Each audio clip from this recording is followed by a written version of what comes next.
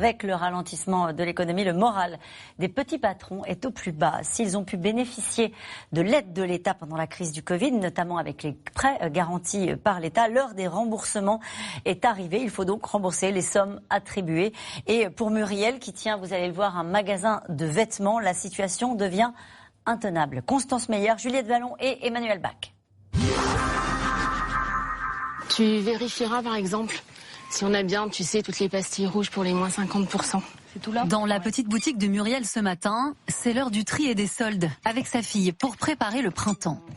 Les leggings, là... Ça va pour la mi-saison. Ouais.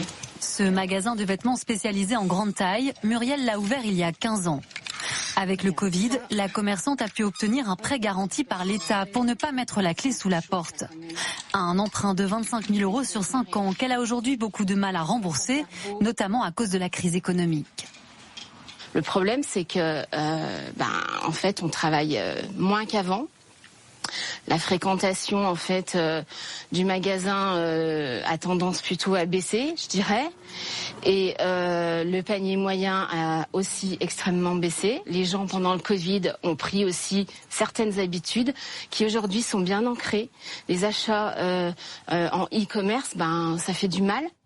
Entre le loyer, l'électricité et son comptable, Muriel en a pour 5 000 € de charges fixes par mois, sans compter les factures de ses fournisseurs. Pour réussir à rembourser son PGE, une seule solution pour cette commerçante indépendante, rogner sur son salaire. Les 600 € que je paye pour le PGE, c'est ce que je ne prends plus en salaire en fait. Avant, je dirais que j'avais un salaire d'environ 1 700 € par mois.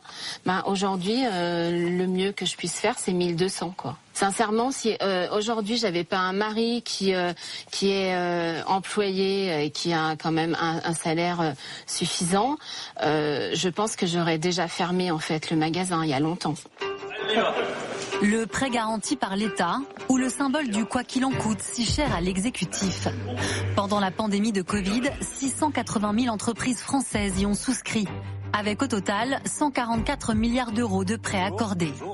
Début janvier, le ministre de l'économie Bruno Le Maire accordait un nouveau délai. J'ai toujours dit que le prêt garanti par l'État était là pour soutenir les entreprises, pas pour être un boulet. Donc si certaines entreprises ont encore des difficultés à rembourser, elles peuvent continuer à rééchelonner. Nous avons 3 années supplémentaires devant nous. Ça permet d'accompagner les entreprises qui ont des difficultés. Selon ce syndicaliste, 68% des commerces indépendants et des très petites entreprises sont en difficulté pour assurer le remboursement de leur PGE. Étaler les prêts jusqu'en 2026, oui, mais pour ce professionnel, il faut surtout conserver le taux accordé par les banques lors de la pandémie, autour de 1%. À ce stade, le gouvernement nie la réalité vécue par les chefs d'entreprise et notamment par les indépendants et les très petites entreprises, en estimant que sur un plan macroéconomique, entre guillemets, tout va bien. La réalité est totalement différente.